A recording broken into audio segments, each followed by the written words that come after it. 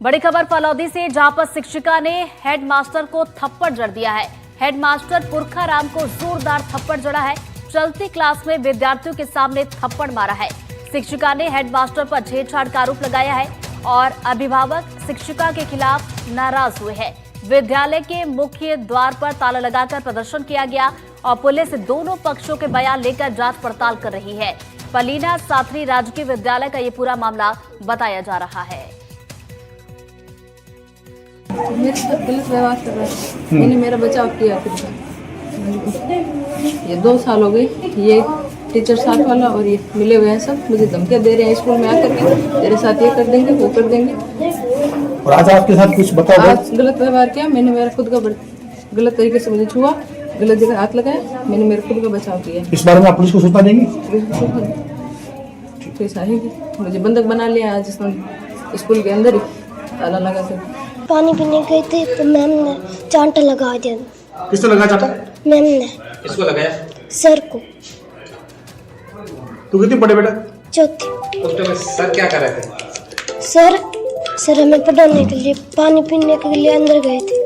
हम हैं साथरी विद्यालय के अंदर, जहां जो है वो प्रधान अध्यापक जो है उसके साथ में जो थप्पड़ जड़ा गया है मैडम शिक्षिका द्वारा। मैं बात कर लेता हूं शिक्षक से खुद से, जिनके साथ जो थप्पड़ का जो है वो मारने का मामला सामने आया है। क्या कहेंगे आप?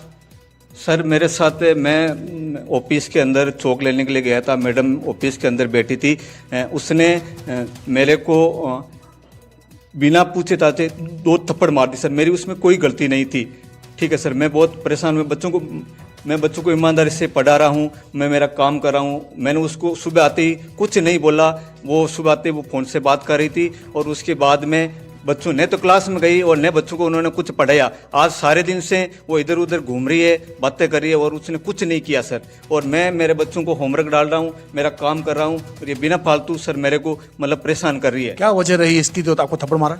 सर वजह ये रही थी कि 5 तारीख को उन्होंने मतलब कार्य व्यवस्था डीओ से आदेश निकाला था। जब आदेश की सूचना मेरे को दी गई तब मैंने गांव वालों को बताया भाई यहाँ मैं एक ही स्टाफ हूँ और ये मैडम वहाँ जा रही है।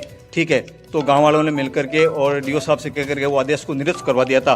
तब से वो मैडम नाराज हो गई। हाँ, तब से मैडम नाराज चल रही थी और इस तरह से आज जो है विद्यालय आते ही वो पुरखाराम जी जो यहाँ प्रधान अध्यापक है उन्हें थप्पड़ धर दिया। हरिप्रकाश व्यास, NDTV फलौदी। जयपुर से बड़ी खबर, जहां पेपर लीक गिरोह पर एसओजी ने एक्शन लिया। प्रिंटिंग प्रेस से पेपर चुरा कर देने वाले सरगना को गिरफ्तार कर लिया गया। आरोपी केडी डॉन को एसओजी ने गिरफ्तार किया है। बता दें, बदमाश जबरा राम जाट से पूछताछ के बाद लीड मिली और जबरा राम की निशानदेही पर केडी को गिरफ्तार किया गया। बता दें, केडी डॉन और उसकी प्रिंटिंग प्रेस ने ये पूरी साजिश रची थी और शातिर तरीके से पेपर शीट को गंदा किया गया था। पेपर गंदा करके उसे नष्ट किया गया था और नष्ट किए गए पेपर से दूसरे पेपर को बदला गया था। बता दें, स्टाफ की मदद से वन रक्षक भर्ती के दोनों पेपर चुरा लिए गए और पेपर चुराकर जबरा राम को 23 लाख में उपलब्ध कराए गए थे और जबरा राम ने पेपर परीक्षार्थियों को बेचे थे।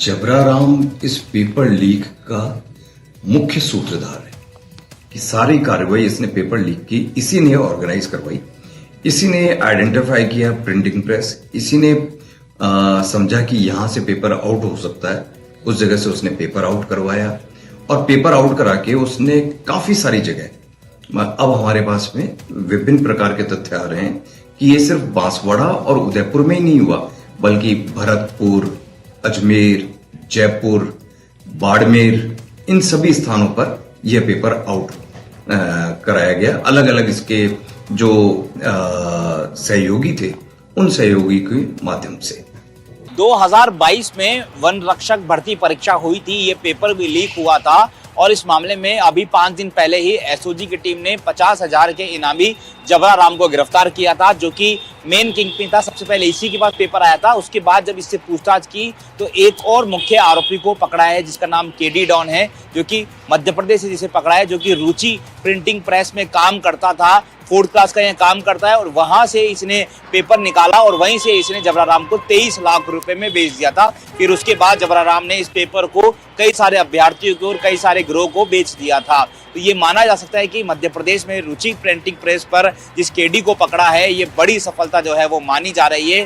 बहरहाल अभी केडी से आ रही है। केडी का कहना है कि पूछताछ में कि उसको जो कुछ पैसे जो नगद मिले थे और कुछ उसने ऑनलाइन नहीं थे, चूंकि ये वहीं काम करता है इसलिए इसको पता चल गया था कि यहाँ पर ये जो पेपर है वो प्रिंट हो रहा है। इसके बाद इसने इसकी फोटो खींची और उसके बाद जबराराम को भेज दिया था। बहरहाल इन दोनों की गिरफ्तारी के बाद अब एसओजी की टीम इस मामले में और भी लोगों को पकड़ेगी और इनसे पूछताछ के बाद जिन जिन के नाम सामने आ रहे हैं अब एसओजी की टीम उन्हें पकड़ना शुरू कर दिया है। सहयोगी जसराज के साथ दीपक चावला, एनडीटीवी जयपुर। श्रीगंगानगर से बड़ी खबर, जहां इथेनॉल फैक्ट्री का मुद्दा संसद में गूंजा। जी हां, सांसद कुलदीप इंदौरा ने इस मुद्दे को उठाया है और किसान लंबे समय से शांतिपूर्वक विरोध कर रहे हैं। वहीं इंदौरा ने कहा कि किसानों पर दमनकारी कार्रवाई की जा रही है और विधायक पर हुए लाठीचार्ज को उन्होंने दुर्भाग्यपूर्ण बताया। साथ ही इथेनॉल परियोजना को रोकने की मांग भी उनकी तरफ से की गई है।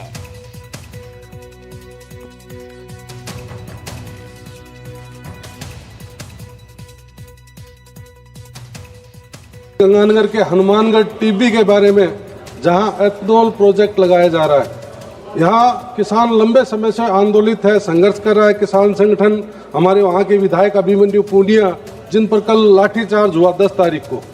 आदरणीय, मैं बताना चाहता हूँ इस प्रोजेक्ट को रोकने की आवश्यकता है। परियोजना की पर्यावरण रिपोर्ट में कई गंभीर विरोधाभास है। इसे B2 श्रेणी में रखकर जन सुनाई से छूट दी गई है, जबकि ये विद्यालयों, कृषि भूमि के निकट स्थित है। ये प्लांट प्रतिदिन 60 लाख लीटर भूजल का दोहन करेगा, प्रतिदिन 400 क्विंटल राख देगा, 925 टन कार्बन डाइऑक्साइड, जिससे पूरा इलाका बर्बाद होगा। वहीं हनुमानगढ़ हिंसा को लेकर सरकार सख्त नजर आ रही है। मंत्री सुमित गोदारा और जोगाराम पटेल ने प्रेस कॉन्फ्रेंस कर पूरे मामले को लेकर विस्तार से बातचीत की और कहा कि हिंसा करने वालों पर सख्त कार्रवाई होगी। साथ ही इसे राजस्थान का माहौल बिगाड़ने की साजिश बताया। इसके साथ साथ फैक्ट्री को लेकर कांग्रेस सरकार के समय के MOU को भी याद दिलाया।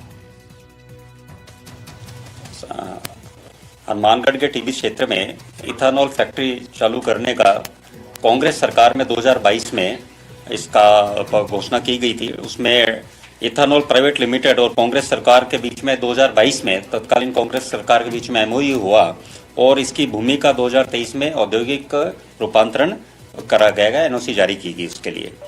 अब कल की घटना जो हुई उसमें कांग्रेस के नेता ही द्वारा इसका विरोध किया गया, कांग्रेस के नेताओं के द्वारा, साथ में कॉमरेडों के द्वारा, जबकि कांग्रेस के द्वारा ही इस प्रोजेक्ट का लाया गया था। उस समय यही बताया गया था कि इसमें किसानों को फायदा होगा, पर कल की घटना बड़ी दुर्भाग्यपूर्ण रही।